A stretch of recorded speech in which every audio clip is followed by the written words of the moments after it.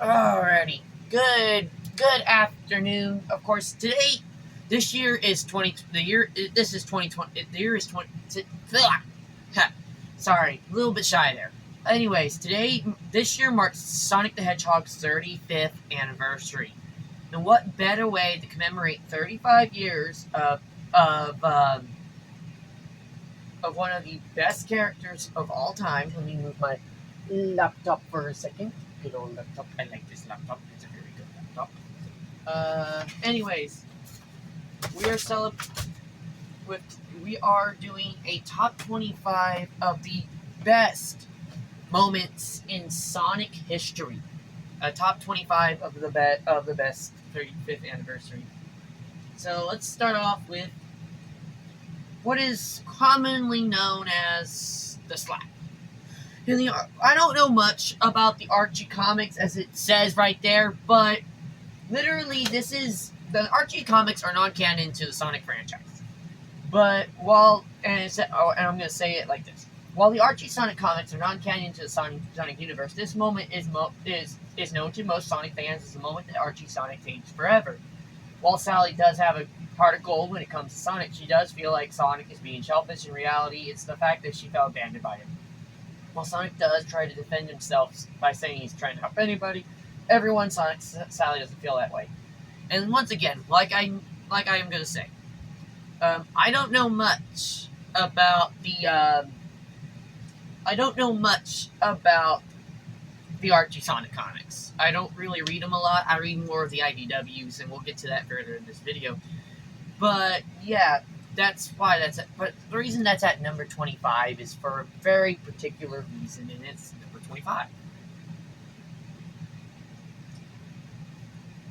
Number 24, and that's Sonic Adventure and Sonic Adventure 2's appearances on the Nintendo GameCube, which this was a historic moment, first of all, for Nintendo and Sega. Because after they discontinued the Dreamcast in 2002, Sega would announce that they would port SA2 to the GameCube, which would eventually see Sonic Adventure ported in 2003. And of course, this would be alongside the Sonic Advance trilogy, which released on the Nintendo Game Boy Advance, this became a long-lasting relationship with Sega and Nintendo when it came to exclusive games. In fact, while PlayStation and Xbox do have console exclusives, Nintendo at 19 has the most, with PlayStation having 2, Xbox having 1, with the most recent console exclusive being Mario and Sonic at the 2020 Olympic Games for the Switch. For context for this situation, though, the last time, and let me move that for a second, that's in the way a little bit. Let me move my PS2 controller for a second. For context, the last PlayStation exclusive was Sonic Rivals 2 for the PSP, and Sonic FreeRiders was the only exclusive for the 360, and that was for the Kinect. So that was a historic moment, period, and remember, there are 19 console exclusives for the Nintendo branded consoles, which also includes Rush Adventure, the Storybook franchise, Sonic Boom, just to say a few. But it all started because of these two games right here. I'm gonna get some flack for number 23, but in reality, I don't give a crap if I get flack for number 23, and that is Amy's cannon speed. Well, it's a this one's one of those myths in the franchise, but yeah. While Amy Rose was thought to be the slowest of Sonic's friends, she isn't as slow as everybody thinks. In Sonic Heroes, which was released in Japan in 2003, globally in 2004, she is the speed-type character, which she wouldn't be a speed-type if she wasn't capable of some speed. In many of the Sonic games, she can keep up with Sonic, as well as Knuckles and Tails. In Sonic Dash, if you've ever played the mobile game Sonic Dash, and I've played it on this channel, her dash is equal to Tails. In Sonic Forces speed battle, right-hand corner right here, her speed stat is a 9 out of 10. If you've ever played a game, Sonic is a 10 out of 10. Well, and then in a future video, I am going to deep dive more into Amy's character, obviously. But for now, this is actual proof that she's one of the faster characters. And I'm not even going to get into that more, but we're going to get more into that in another video. Now, this was a historic moment for Japan during COVID times, and that was Sonic X Meteor X Saga Season 3 airing in Japan in 2020. While 2020 was a rough time around the world due to the COVID-19 pandemic, for Sonic fans in Japan, it was historic because of how hard it was to make new shows in 2020. Television networks in Japan decided to air the third season of the Sonic X anime. While the intention was for Sonic X to end after the second season, 4Kids Entertainment greenlit Sonic X for a third season in 2005, but never aired a single episode in Japan, due to it being made for the American European markets. Due to a lack of new projects in 2020, the decision was made not only to air the third season of Sonic X in Japan, but a whole new Japanese dub was made for this occasion. For context, nobody actually in Japan got to see the true end of the Meteor X of the Sonic X. And 2020 COVID was a rough time in the world's history. This was one of the positives that came out of COVID, though. Number 21, Sonic's redesign for Sonic the Hedgehog 2020. This one doesn't even need bullet points. I'm just going to say it outright. My goodness, when the first trailer dropped for Sonic the Hedgehog 2020, that was horrific, but it was an historic moment, not just for video game movies, but for studios and fans as well. As after the Sonic Ugly debacle in 2019, and fans is outraged at Sonic movie's design. It still looks ugly as hell. Sorry for the cussing. Paramount Pictures did something historic. They listened to the fans, and with the help of Sonic designs and artists, redesigned Sonic to his current look in the movies. Bottom right. They delayed the release by 4 months, February 2020, and when it did release, it ended up being the best-grossing movie of 2020. Irony here, the COVID-19 pandemic shut down the world. This will always be an important part of video game history, film history, and the impact fans have on the industry. It's so important that this slide doesn't have bullet points. It doesn't. It doesn't need bullet points to explain that this is what happened. And I will always say that in this franchise, this was the best move Paramount has ever done. And Paramount's done some freaking great moves over the years. Unlike 20th Century Fox being bought by Disney, that's a different story entirely. No offense. But this was probably one of their best moves they ever did in film history. Now this one, I actually had to do a lot of research for this slide. Number 20, back-to-back IGN 9 ratings. And a lot of it deals with some stupidity. I don't know what, to be fair, IGN is terrible at ranking games. If anybody saw the whole Battlefield versus Call of Duty Black Ops 7 issue a couple of months ago, we know they can't rank games. IGN and Sonic games have had mixed reviews over the years, and while some Sonic games have deserved it, Sonic 06, Sonic Boom, obviously, some others, Sonic Unleashed, and somehow Sonic Adventure 2 Battle, which is just a GameCube port of Sonic Adventure 2, and with the only game somehow was Sonic Pocket Adventure getting a 10, it's clear that IGN has something against them. But the script has flipped in 2024, and in the last 2 years, Sonic has gotten back-to-back 9 ratings, with Sonic Racing Crossworlds and Sonic and Shadow Generations getting an IGN 9. And this actually does give me hope for this year, marking 35 years of Sonic, but this is also IGN, so I know they're going to do something stupid. Number 19, the miscommunication leads to the biggest myth in Sonic history.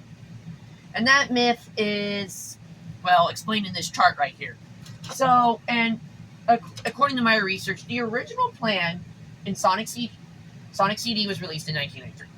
The original plan was for Amy to be Sonic's love interest, to be kind of like Minnie, as I write here, but a different personality, obviously. But unfortunately, Sega of America didn't get this memo, so what ended up happening? Well, when they made the materials for Sonic CD in the United States, they put Sally's name in it instead of Amy Rose's name. Whereas in the European and Japanese markets, it had Amy Rose's name in it. And this would end up causing the whole Sega doesn't want Sonic and Amy to be together. In fact, that is far from the truth. In reality, the only time Sol Alley is consistently used in the franchise is in the Archie Sonic comics, which, by the way, again, are non-canon to the franchise itself.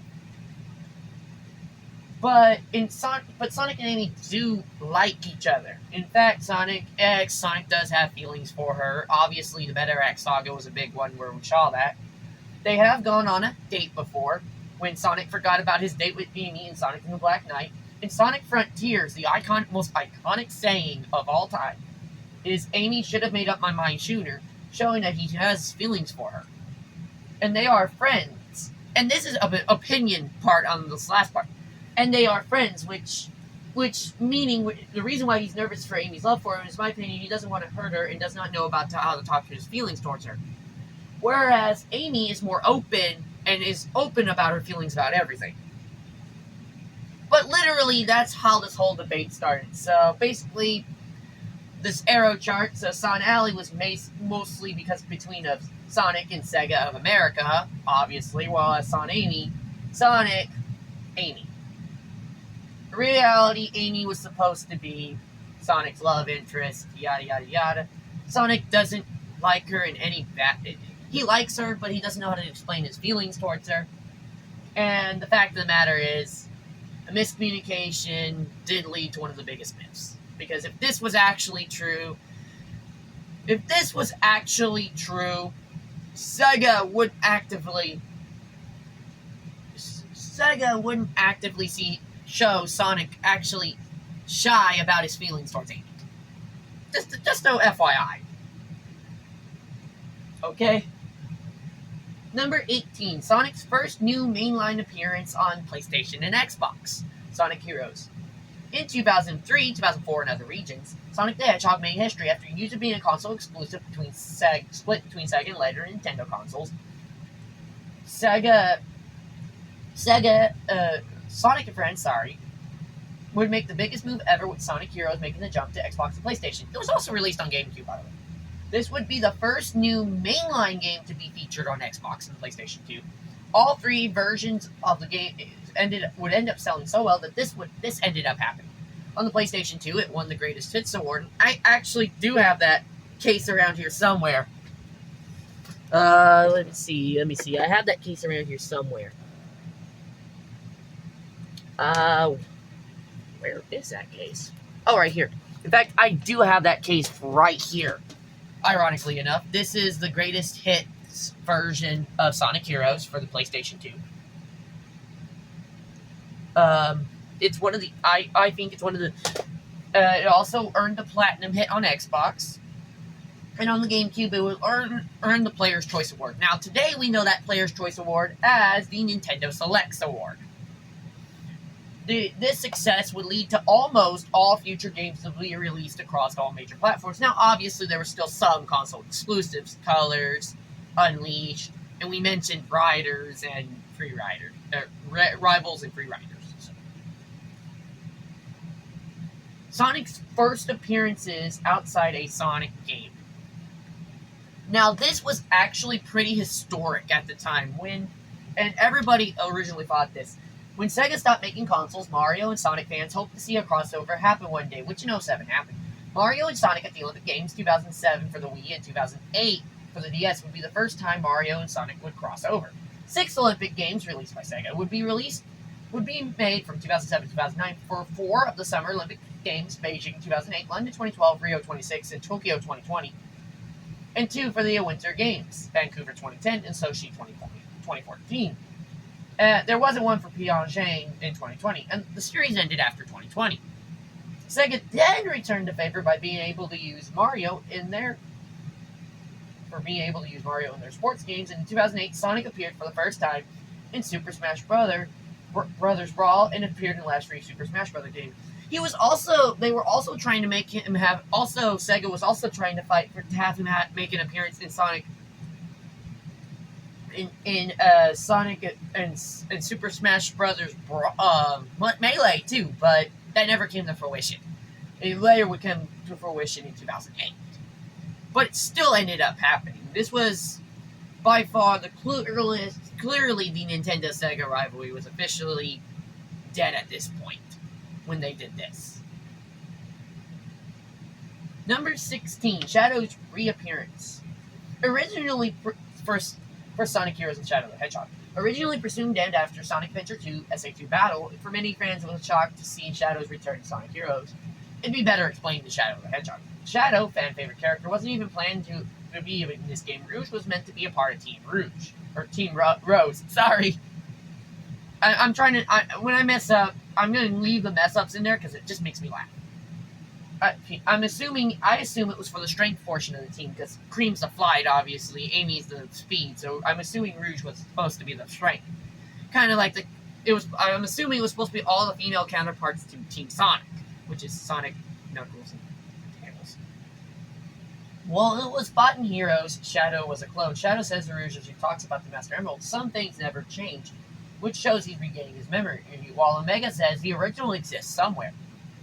As Rouge sees all the clones of Shadow at the end of Team Dark story. In the end of Shadow the Hedgehog, it was revealed that at the end of SA2, Eggman recovered Shadow. Therefore, Shadow in both games is the one from Sonic Adventure 2. That's why it's number 16, obviously.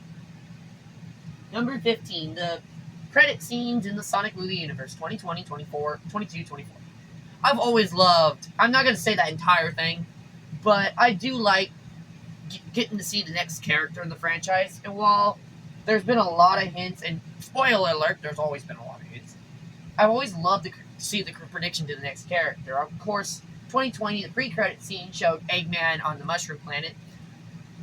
Most of us, I don't think, realized that at the time, and of course, after watching the post-credit scenes multiple times, while the Mushroom Planet looks familiar, it's basically Mushroom Hill from Sonic 3 and Knuckles. So they predicted Knuckles in the pre-credit scene, and of course, Tails was predicted looking for Sonic in the post-credit, mid-credit scene.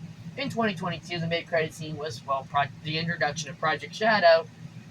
It was kind of cool hearing that Project Shadow reference, obviously. And, of course, Metal Sonic being defeated by Amy Rose. And Shadow still being alive was a big reveal. I got to actually experience that in theaters when that movie got released. But maybe there's another character potentially coming. Maybe Rouge the Bat? I'm hoping for Rouge the Bat, because that's one of my favorite characters in the franchise. And you can't have Shadow without his best friend, which is Rouge the Bat. That'd be like having Amy without Cream and Sonic without Tails. And sometimes Knuckles. Okay, this one's pretty self-explanatory. The IDW Sonics are canon at number 14. Because if you ever want to understand the Sonic franchise, the IDW comics are the best way to do it, because the events of the franchise of the comics take place directly after Forces. So, in order to understand the comics, you have to play Forces. And while Frontiers takes place between issues 67 and 68, the writers did end up revealing as we gear up for Sage's first appearance. And of course, Sega has more involvement in the comics, obviously, because they have their own writers writing it and their own artists drawing it. Whisper the Wolf, right here, is basically him. They both use whispering powers. And the IDW comics, and we're going to get into this further into the video, will also appear in Racing Crossworlds, will appear in comic and game form, meaning Crossworlds is canon into these comics as well. Moving on. Oop, did I hit a button wrong? Number 13, Sonic Unleashes HD SD ports. Sonic Unleashed is one of the weirdest games, because there's multiple ports to it, and there's two different versions of it. But after the issues with Sonic 06, obviously, when Sega and Sonic Team made two different versions of Unleashed, one of the last Sonic games released in the Adventure era from 1998 to 2010, of course, that's my opinion, that's how long that era is, with two different style ports, with an HD port for the 360 PS3 and an SD port for the PS2 and the Wii. The ports are unique because they have different layouts, different designs, and stage counts and hub maps. This would also, sadly, be the last PlayStation Sonic game released on the last mainline.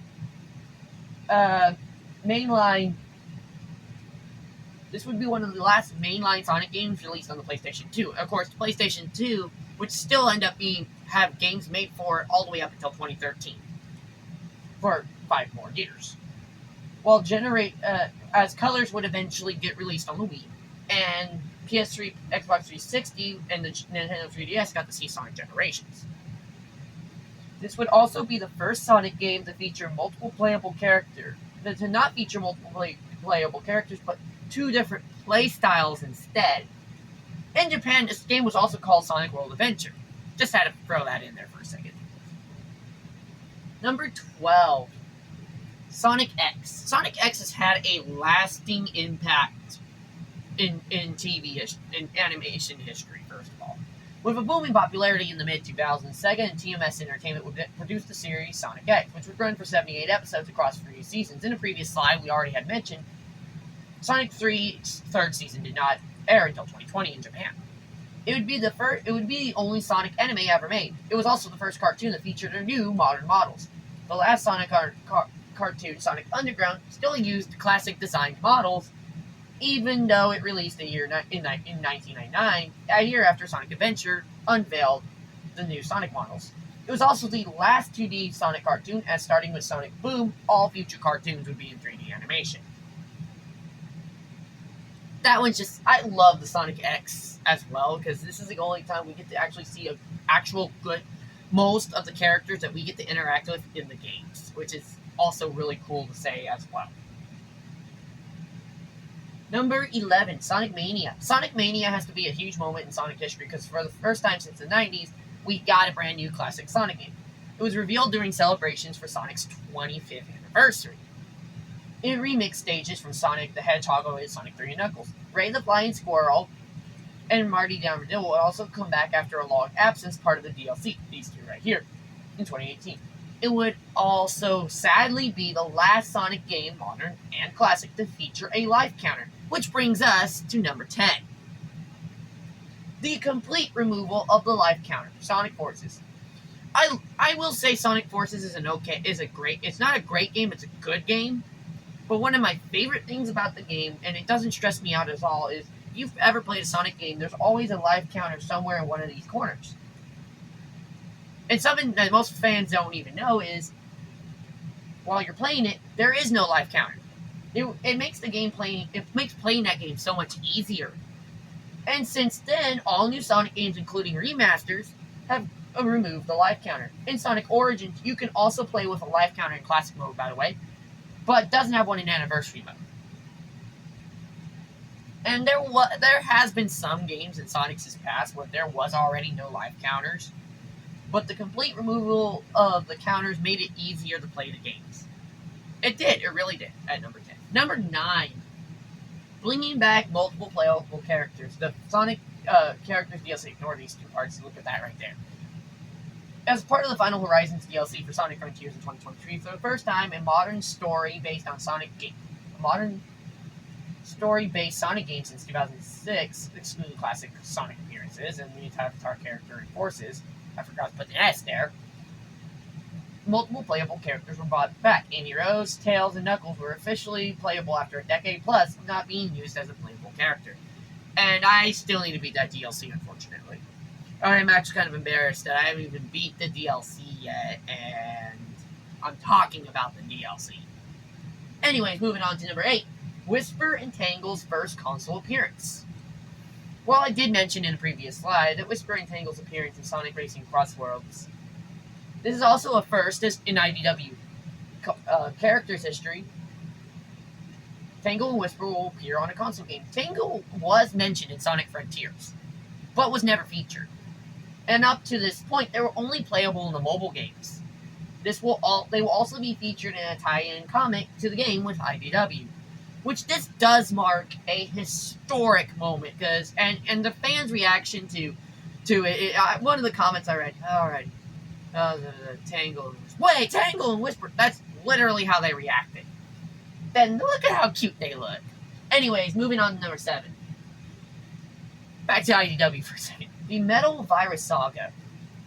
And I think it's one of the saddest... This is one of the roughest points, I feel like, in Sonic and his friends' histories, because for me as a fan, reading the Metal Virus Saga was the reason I got into comics. Seeing the characters deal with something out of control, at the same time trying to stick it through, but all of them, seeing the huge leaps in character development, particularly with Cream the Rabbit, who saw the most character development in this saga, who is usually the sweetest character in the universe, who now in the comics wants to protect like her best friend Amy, and doesn't want to see Metal Virus Saga ever happen again, say a lot.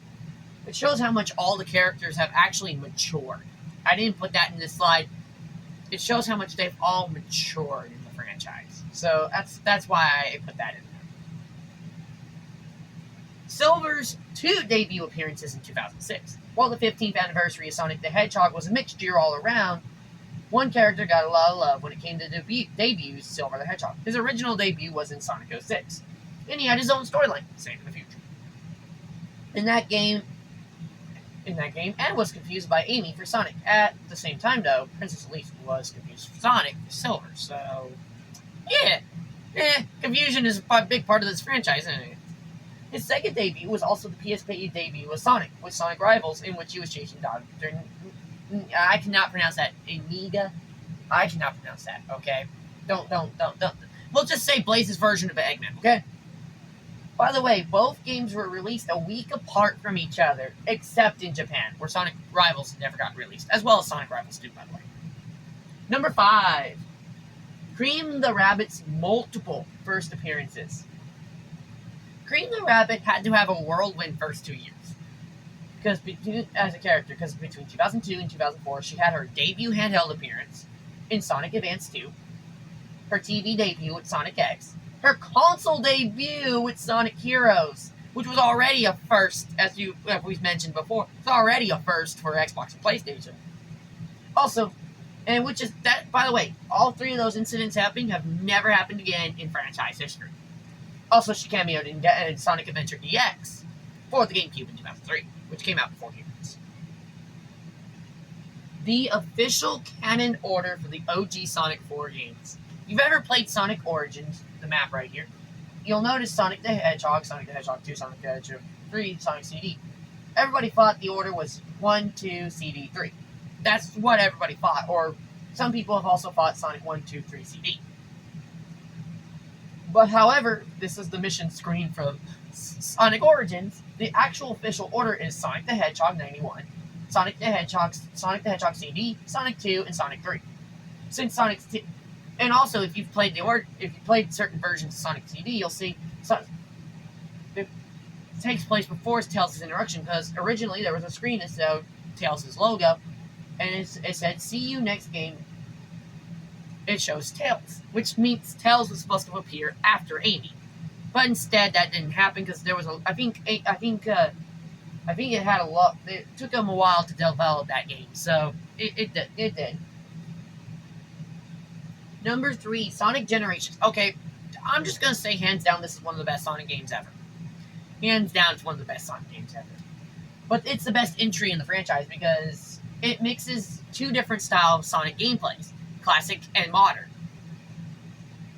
And it did have people talking about how big about Sonic's future could be, and the Colors Generation, it kicked it off on a high note.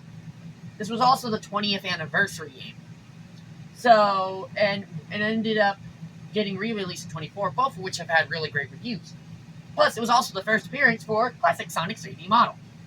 That's why I put it at number 3, because it's a huge, and for a lot of people that never got to play the classic games, or have ever played the classic games at all, this was the best way to experience it, how classic gameplay really was. So yeah, number 2. Come on. Yep. There we go. Sonic Colors Ultimate 2020. For many fans, Sonic Colors was only available on one console, the Nintendo Wii, but for its 10th anniversary, Sonic Team re-released it for all consoles. It was the first HD remaster of any Sonic game, actually, and fans were asking for it. It was the first non-classic Sonic game to be remastered in Sonic history as well, and has better music quality and sound than the original, and also does not have a life counter. Again, we already mentioned that in it. Which leads us to the number 1 best moment in Sonic history. The Adventure Era from 1998 to 2010. To me, the top moment in Sonic history will always be the Adventure Era from 1998 to 2010. While some people do try to split this era up, I don't. It's the era that defines Sonic. It was a very experimental era from Sonic some Sonic Heroes, the Sonic Adventure, Sonic and the Secret Rings, Unleash 06, Rush Adventure, Sonic Rush. They were all games that were experiments. And all of them were mightily successful, except for that one, on the PS3 only. But the Xbox 360 version is fun to play. If you've ever played it, it's really good to play. Most of these games ended up being released on non-Sega consoles, except for Shuffle. Shuffle is stuck on the Dreamcast, and I have it for the Dreamcast. A good majority of games ended up earning the following: a Sega All-Stars, which I think was Sonic Adventure and Sonic Adventure 2, PlayStation's Greatest Hits.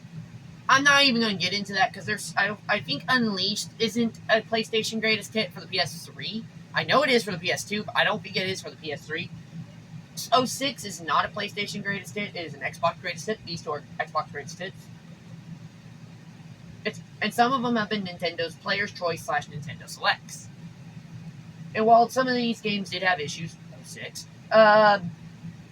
this is the era where we get introduced to most of Sonic's friends. In fact, had the most character introductions. The impacts of the gameplay styles of these games are still felt in the Sonic franchise today because a lot of the mechanics are still commonly used in multiple Sonic games. Boost formula was first introduced in 06. It's still being used today. The character designs first introduced in Shadow the Hedgehog, actually. The first Shadow the Hedgehog actually introduced the current models of the Sonic characters. They're still in use today. The music is it has some of the best music, some of the best storylines, and best cutscenes. The modern are cut and all these games, I don't care what anybody says, except for Sonic X, because that's Sonic X. All these games had the best cutscenes of all time. You can't tell me that they didn't. So, and that concludes our top 25 on Sonic. I hope you guys enjoy this video, and yes, if you're not able to see it, hopefully this darn light is the issue why. But nevertheless, this was fun to make, in my opinion, and we're going to deep dive into a lot of the Sonic characters this year, but this isn't going to be our only top 25 of the year. I do plan on later this year doing one for Pokemon, Crash Bandicoot, Resident Evil, and those I'm going to really focus on, as well as those are what I'm going to really focus on this year. But let's celebrate Sonic's 35 on a high note. And I enjoyed making this video, and I hope you like it. If not, I'll just get Shadow the Chaos control you into another universe.